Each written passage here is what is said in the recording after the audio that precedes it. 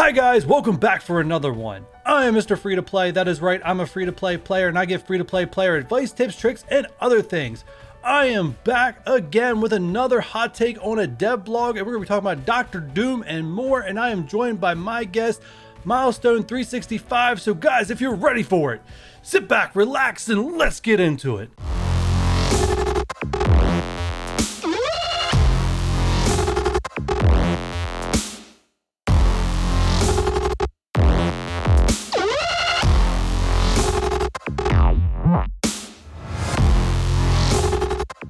Alright, so first off guys, my special guest today is Milestone365. So to start things off, if you want to tell them what kind of player you are at home, you know, spender, light spender, whale, kraken, dolphin, minnow, go ahead. I qualify in the light spender category. When I see some value, or if I see a character that I really have a high affinity to because I collect a lot of comics, then it has an option too, but definitely not whale, not kraken, probably not dolphin. I call it light spender, sir. If you guys want to check out Milestone365 after this video, you guys can do so. The link to his channel is going to be in the description down below, so you guys can go check him out. But we're going to kick this off on the devlog. Obviously, the big topic that's going on currently is Dr. Doom. His kit being revealed yesterday as of us recording this, and he's officially in the devlog. So we're going to kick things off with Dr. Doom. What are your first impressions of Dr. Doom? And Doom looks really good, but he also seems like the team has left some openings in some older metas. Like Black Bolt looks like he can crack that armor a little bit, but he looks amazing. Yeah, definitely. That's my high level. And we're going to get into why he looks so amazing. The first thing I just want to go over is some clarification in case you guys didn't catch any of the videos covering his kit at all. We're going to go over his traits. He does have the tech and mystic trait, and they did clarify that whatever Stark tech, if you haven't maxed out your Stark tech yet, which I imagine most of you guys by the time you unlock Dr. Doom will have your Stark tech maxed out. I think it'll be some time before people can clear that without a maxed out Stark tech. But whatever you have the highest completion on, either that's tech or mystic, that will be count as his Stark tech boost. It's not a double dip or anything like that. So let's get into his kit here, and I'm going to have probably Milestone, read us through this. Not read it through it, but basically give us a breakdown. Yeah, this is the basic. On his basic, it's science and sorcery, which is equivalent to what you'll see in the Doombot 2. It's the first basic ever to include disrupted. So that's super powerful, and when he's charged, it'll also flip a couple positive effects. So, and you'll see he's pretty bursty, so that flipping effects will happen pretty quickly. So this is what makes him so OP is when he first goes, I mean, first off, he has the highest stats in the game, all except for maybe speed and maybe one other. What makes him so powerful, kind of start here with the passive, is he basically summons a Doombot automatically. Yeah. Automatically summons a Doombot, and that Doombot gives him stat boost to begin with. So that's where he goes. Now, turn one, you guys can see the energy cost here. You're mostly going to start with the special. And even the AI is going to start with a special. Now, this is not where things get too crazy, but you start to see his power here. I don't recall like everyone's damage percentages and stuff like that, but 500% damage alone seems like a very high number. And then he's going to do 100% with every Doombot. And okay, so 600. So he at least gets 600. Yeah, that's a lot of damage. Yeah. So, but that's not where things get crazy. Where things get really out of hand and crazy is his second turn when he pulls off his ultimate. Do you want to explain their ultimate and what happens after that? Yeah, man. On his ultimate, he calls in his time platform, so then he zooms to the future and gets 300%, ability energy or like turn meter for him and the highest damage person on your team. So then they get to hit you over and over and over again, which means for Doom, he's going to hit you with that basic that disrupts and flips. And then whoever else you got there, they'll do whatever they can. And he'll already get back to that same special that Mr. Free to Play was telling you about before. But now, since he's done all those extra turns, he's got 4 bots on the field, probably. So that's going to hit even harder. Amazing. Yeah, and he's going to have offense up when he does it too. That's just... Yeah, as long as Black Bolt's not there. Yeah, that's just... So obviously, when he calls that Doombot, it's gonna disrupt him, and all those bonuses go away. But yeah. All right. So with the implement of Dr. Doom, do you think there's gonna, besides Black Bolt, which seems to be an obvious counter you want to put out to him, because right now, given his stats and everything, it looks like it's going to be years before he's power crept, kind of like Ultron. It took years before he finally got to the point where he may not even be considered a top 10 character anymore. And so, just given a thing, he's going to be viable. What counters are in the game currently do you see that we could possibly do against Doom? As I'm pretty sure a lot of people are worried about the whales in their arena getting to Dr. Doom months way before they can. I think that there's some cracks in the armor. Again, I think Black Bolt will slow him down, at least not letting him get all those buffs, because he'll disrupt him. The other thing, you can't stun him, but you can ability block him. So the ability blocks that have about the right timing is like X23 and Vision. So if Vision's only is a couple ticks faster than him, so he'll always go before Dr. Doom, so you may be able to hit him and go, as long as you can get to Dr. Doom anyway. So that's how I think you could probably start to address him. But then again, we may get some more characters that make it harder to touch him, or if you're able to get the AI won't play Invisible Woman right, so he won't be able to have immunity. Yeah. I think he's like I think Mr. Sinister's stock just went way up. I've always been on the edge of not really leveling up Mr. Sinister as a free-to-play player, just because he hasn't been needed for anything that I've needed to complete in the game going through. But I know I'm not going to be the first to Dr. Doom, and I know I'm going to see Dr. Doom in my arena shard.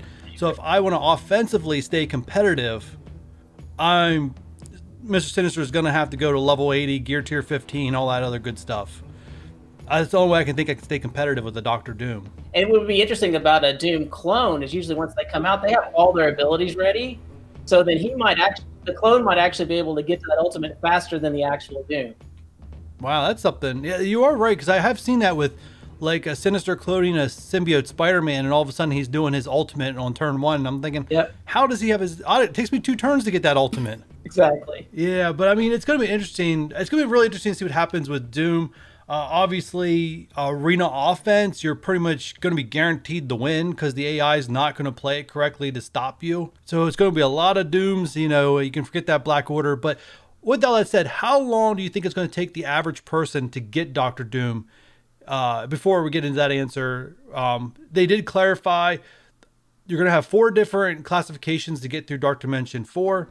You got City, Global, and Cosmic without legendaries, and then you're going to have a section with just legendaries. So they did clarify that, as there seemed to be confusion after that Strike Time video. But how long do you think it's going to take the average player, or pretty much the average player, to get Dr. Doom? From entry?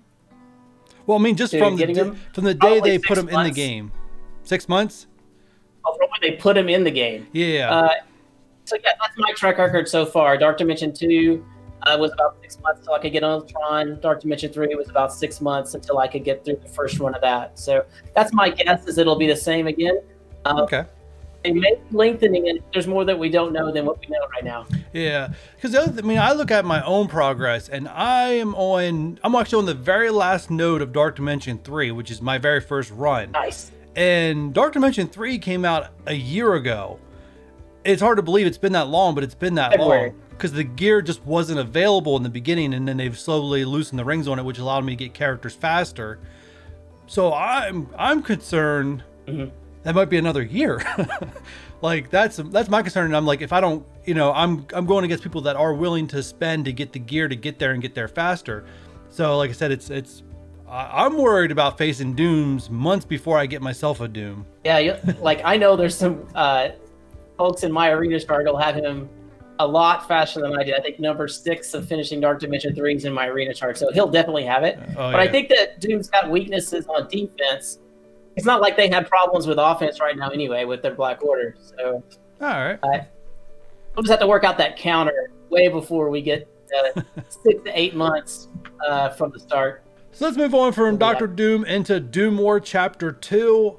They put out the requirements, so I'm pretty sure you've had time to think about this because it was in-game mail a couple days ago. But Mission 1 through 3 can use Wakandans, AIM, and Mercenaries. What are some characters you're thinking that most players can use to clear this on the very first go? Scientist Supreme, Shuri, I think are a really good team. You can pick what you want after that. Yeah. Oh, good. I'm glad, because that's the 2 I was like, I got those 2, but the rest of them, I don't know. But yeah, all right. Then we got. I'm not sure either. And then we got mission 4 through 6. Got Marauders, Spider-Verse in hand. I think this one's pretty much assumed what most people are going to use. The new hot ticket in town. Symbiotes. There's rumors back and forth. Is Han going to get a rework? What's your thoughts on that? Do you think Han's going to get a rework? It's obviously been rumored for quite some time. No, I don't think they will. That's my guess. I think we're going to see the Femtech team get a bit of a rework, and like maybe if they're just bored. And we haven't got through all this dev blog yet, but there's something else rework coming too with this next patch we haven't got into yet. We'll get into later. So it does make it seem like it'd be a lot of reworks for this patch. So could Han get a rework in the future? I do believe so, but I don't think it's going to be this patch. All right, moving on to Black Order, Hydra, and Power Armor for missions 7 through 9. Obviously, everyone got hyped up like, I'll do some Black Order, but then you have to bring the bad news that Thanos doesn't have that tag. So what are you thinking when it comes to this one? That's right. Definitely Ebony Maw. I mean, Ebony Maw is going to help out a lot there. And then it just depends on what you have strong in your roster. Like Zemo immediately comes to mind. There's a lot of great power options, especially Falcon. But you can piece things together from there. Yeah, I'm concerned on this one because out of those tags, I don't have 5 fully built characters with those 3 tags. So I am concerned, and I know Proxima Midnight's going to probably be the one that buried behind, mission or node 9. Yeah, so that one has me a little worried out of all of them. So, and with that news, they did tell us know that Squirrel Girl and Proxima Midnight will be available in that campaign. So we'll get 2 farmable characters at once. Do you think this will be our 2 for the month, or do you think they'll still throw one in the middle of the month? I think we'll still get another one too on top of the campaigns. I think we will. I am excited to get those 2 farmable. I definitely didn't expect to see that, but maybe they're feeling really generous as we start getting into the holiday season. Yeah. I do think they're going to release another one too. Simple fact that we've had a growing backlog of characters, and usually when that happens means that they're planning on releasing content where multiple characters come farmable at once. And obviously we still have Chapter 3 coming probably in December, I would imagine, because they're running out of things that they promised us by the end of the year. So yeah, I do think so too. I was a little surprised by Squirrel Girl being picked. I was a little shocked on that one, given that Red Skull is over 7 months and now it's going to be over 8 months by the time that he could be the next featured character. So I just find that crazy that they keep postponing Red Skull when he's not really that high valuable of a character, at least in my opinion. I don't know what your opinion is. I mean, if they put him in a node that far deep into do more, it's not like a new player would be getting them and farming them to be able to like wreck some kind of early to mid game wars anyway. So yeah, I thought it was definitely possible, but it seems they're not making that choice yet. And then this also comes up to one more point before we move on here. Call Obsidian. They're obviously not going to put Call Obsidian in the Do More campaign also, since they just put Proxima Midnight there. So where does Call go is the big question now. I mean, obviously there are some places he could go with make him more exclusive, but what's your feelings of where he's going to end up? I think they're just going to keep him in their pocket like Yo-Yo and Minerva. I don't know. They want to keep selling him, so yeah, I don't think he's coming out anytime soon. That's general availability. Yeah, that's my biggest concern with Call. It makes sense they release one each month, so it's like, oh, they'll release Call in December. I don't think we're going to see Call in December. I really don't. Man, I'd love to. I would love to. He's the one that I'm furthest behind on, and he's the most important one to make sure your Black Order stays alive. All right. Same here. Amen. So the next thing on the dev blog is they announced Stature. So this pretty much almost confirms the rumors we've been hearing about Yellow Jacket, Stature, and Ghost. First off, I always like to hit on is that given that the artwork that's been up recently with Emma Frost and She-Hulk looking terrible, I would say overall it looks like they did a good job with Stature. Yeah. Yep, she looks good and comic relevant. I love that. All right, so you've had a chance to look at her kit, right? I don't really break down kits in detail usually just to keep things moving. Yeah, the first thing I would notice, like, she's another bio character. She's not tech. So make sure you pay attention to that when you're hoarding all your materials. Like, I know I'm trying to hoard as much tech as I can. And I'm like, okay, I need to hoard bio too, and I still won't level She-Hulk. So that'll help me do that. That is crazy. No, I heard Cerebro say on the stream with OMG yesterday that about X-Men, and they just can't have like mutants come out, and I was like, why not? You guys do nothing but release bio characters nonstop. Like, why can't you just release mutant characters nonstop? Your excuse is like doesn't make any sense compared to what we're seeing. But anyways, yeah, they do things in waves, right? They do all Mystic for like Supernatural and Asgard, and then they go all Mutant, and they go all Tech. I think if you dry out all your materials, then it's just more painful that way. And maybe you'll buy some more offers. But I like to level like one type at a time so that I kind of like average things out. All right. I think it's a strategy. So besides her traits, out of her kit, what stands out to you the most? Well, I would say in her passive, we see another Dark Dimension benefit with 20% max health, which is really good for Dark Dimension because you really get the most health every day when you start, and then you get killed. So the more health you start the round with, the longer you'll last. We don't see anything yet in these kits for the Pimtech team that help us see sustain, but at least because of a good, strong starting point. The other part I think I noticed here is in her ultimate, which is a 5 energy, and her special, which only takes 3 energy. She does generate ability energy for the team, and she is starting to fill a role as a tank, but we still need to learn a little more about the team to see how that really helps the rest of them. Yeah, and the passive. That's what I see in that kit. Yeah, and the passive I thought was pretty neat when I read this. Like, if she drops below 50% health, she clears taunt on herself and gives it to Ant-Man, and then gives him invade. It's like I think she has evade somewhere else too. Where was that? Oh yeah, if a Pimtech ally drops below 50% health, it's like this team is just gonna dodge like crazy. So yeah, maybe we'll start seeing them charge up more, even than Wasp does, with some more evades. That would be kind of fun. Yeah, imagine I'm just waiting to see if they get healing, because with all these evades, if they get healing, oh my goodness. And I'm expecting the other now. Yeah, that's the one gap. Yeah. Yeah. So Yellow Jacket has Yellow Jacket's a 20% damage in Dark Dimension to Pimtech allies. He does a 30% health steal, right? Oh, yes. Yeah, 20% to the team in additional damage. Yep. And then she gives the max health. I'm expecting the other 3 characters to do a 20% in Dark Dimension for another stat. I think, given that 2 do it already, I'm expecting the rest of the 3 to fill in. And the other rumor circling around is that this team is going to be needed for the next Legendary, which is rumored around January, February time. But they also seem to be highly... I like those rumors. They seem to be highly coveted for Dark Dimension, which, and if they stand by their traditions, if they are required for a Legendary, it means they become farmable much sooner than a normal character. But it seems like they would want to hold these guys in their pocket if they're a huge Dark Dimension team. So, I mean, what are your thoughts on that? Because I'm starting to wonder. Well, they've made the symbiotes pretty accessible to active long-term players. Yeah. So if they make this team accessible to us too, that's fine. We also have some other good global options, like Emma. Oh yeah. And some of the X-Men too. So they'll have some competition. They have to be pretty good to warrant taking them to Gear 15 versus those other meta characters. Yeah, for sure. I can't wait to learn more about them. Yeah, and if you guys want to see it here, you can see her. She does her. This is her basic here, and then she's gonna wind up for her special. And then, last but not least, her ultimate. Ultimately, it looks great. What do you think? Man, Ant-Man and Wasp look great too. That's why I'm excited about it. I love their animation so much that I love the team to actually be functional. So yeah. I have high hopes here. And maybe Ghost will be that last piece that really makes them work. All right, and then the next part of the devblog, trait update. So we're starting off with the first paragraph here, where they are going to be removing the Eternal and Martial Artist tags.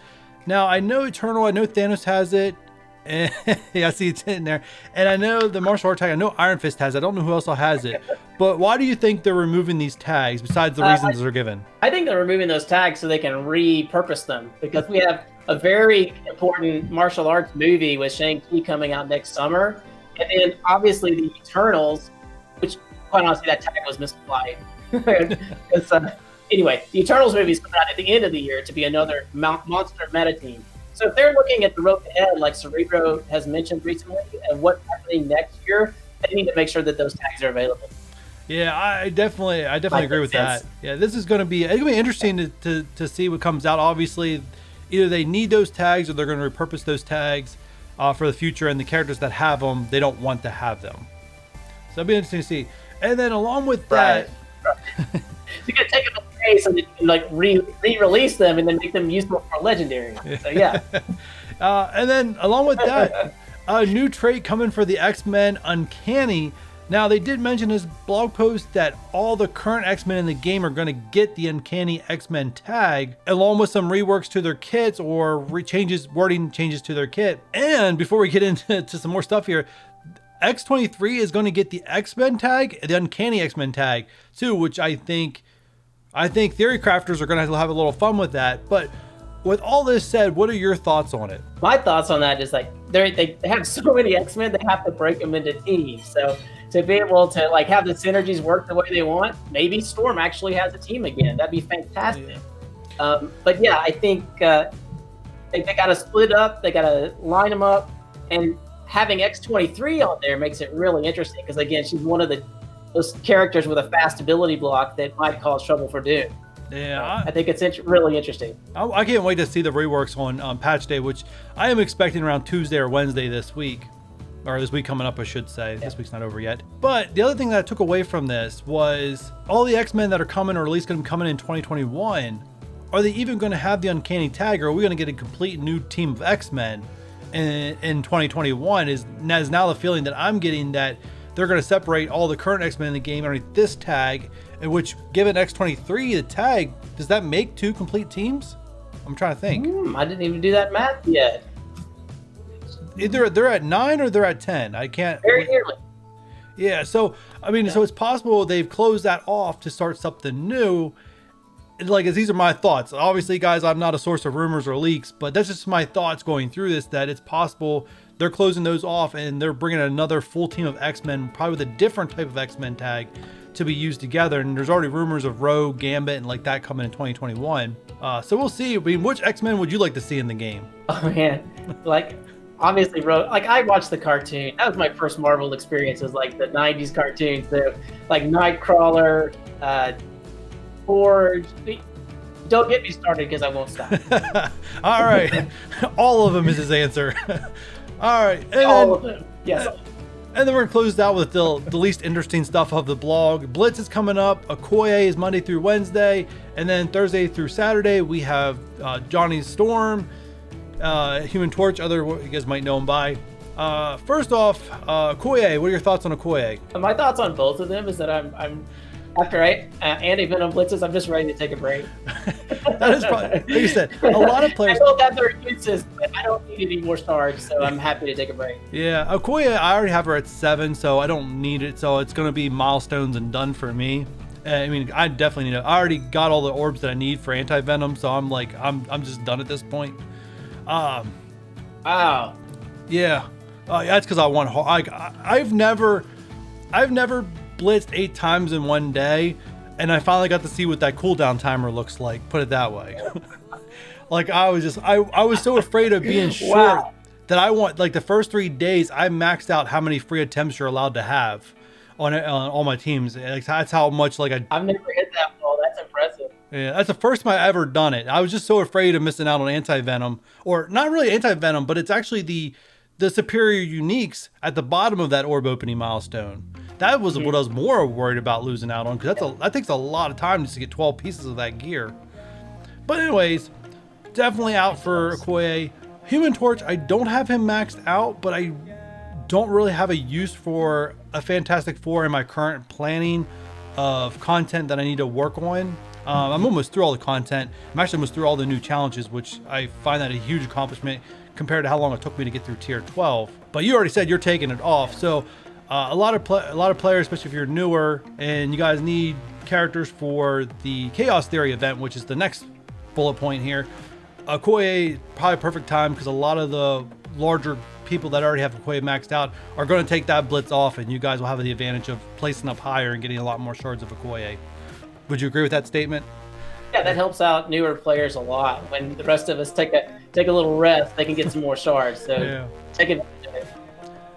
So Chaos Theory coming back. You have any characters you're eyeing up to upgrade? I am a hoarder by nature. I don't know yet. Like, until I know what I need to do for Doom, not Doom, but the full Dark Dimension 4, I'm not using anything. So I just finished my time run of DD3, and I'm sitting on quite a few. I don't know what to do with them, and I'm not going to do it till I'm certain. I know I mean, how do I want to classify myself? I'm not really a hoarder. I'm more of like I'm more a strategic strategist, where it's like I'm not hoarding because I'm a hoarder. I'm hoarding because I know there's something better coming. Like, for example, I'll go in the game real quick because we're almost through all this stuff. But for example, like war credits, I have over my screen's a little bit larger, so you guys probably have a hard time seeing it. But you can see at the very top, I have over 100,000. Like, unless X23 pops up, unless X23 pops up, I'm not spending them. Because I already have all the characters I need to run through Dark Dimension 3. I'm buying these with quantum energy right now too. Yeah. Yeah. So that's one thing. What's another thing? Even the Red Stars. Well, the Red Stars. Well, that's different strategy than what's coming up. But like even these credits that you can open the orbs, according to the data mines, there's new gear coming with gear tier 15, and they gotta place it somewhere. And my feeling is the War Store, because that's the most premium currency in the game. And I wouldn't be surprised if they put Call in his darn War Store at the same time they put the gear in the War Store to make players not have enough currency at any given time.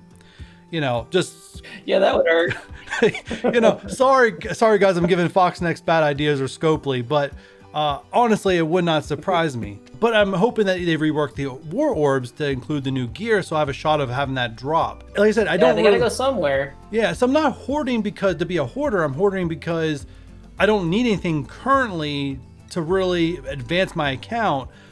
I'm gonna need that gear to get myself Doom, and I'm hoping that that's what happens with the rework. And I always hate putting that stuff out there because I think they're watching me, and then they purposely not do something to benefit me.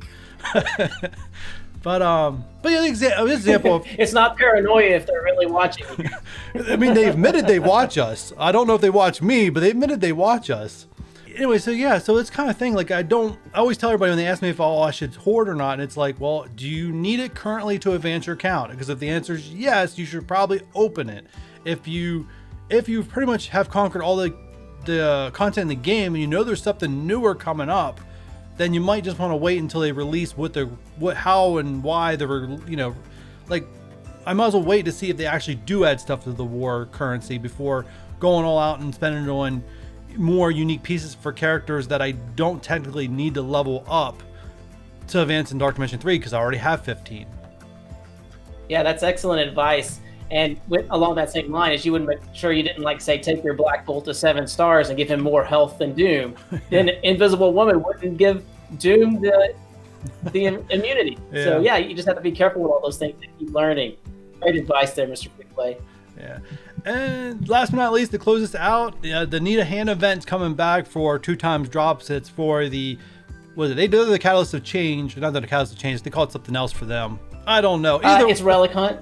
Relic Hunt. It is Relic Hunt. So you get double drops for your hand characters. Obviously, if you haven't cleared all the content in the game, you haven't got yourself all the legendaries, you haven't defeated the challenges, I believe, just because the hand are not very good characters, I believe this is like the last thing you should do as a player is get these characters at 7 stars for this event. Obviously, there is value in getting these superior basic catalysts, but I don't know if it's worth chasing these characters down to 7 stars as a high priority. What are your thoughts? Yeah, I would farm them passively at first, unless they in the future get that rumored rework. But yeah, just farm them passively. They show up in your orbs. They're in nodes that you want to farm for gear that you need. Yeah. But don't focus on them. Yeah. Yeah. Except Nobu. Feel free to go after Nobu. He gets you Phoenix. Yeah, Nobu's amazing.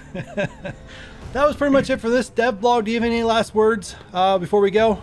Oh, just thanks for inviting me to your channel, and happy to do this anytime. All right. And guys, with that said, if you guys enjoyed this episode and want to see more of me with Milestone365, give me a thumbs up. If you're new here and have not done so already, hit that subscribe button. And if you do not want to miss next week's hot take or any other hot take I put out, Don't forget that notification bell. And with all that said, I will catch you guys on the next one. Bye.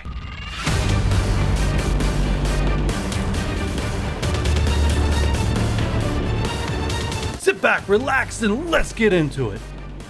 I'm actually impressed I did that in one shot. That's good. Normally I don't do that in one shot. Usually I'll be like, nah, I don't like that intro. Let me reshoot that. Man, I'm here for your moral support. That's what I'm saying. I think it was the pressure you were here for me to nail in one shot made me nail it in one shot. All right.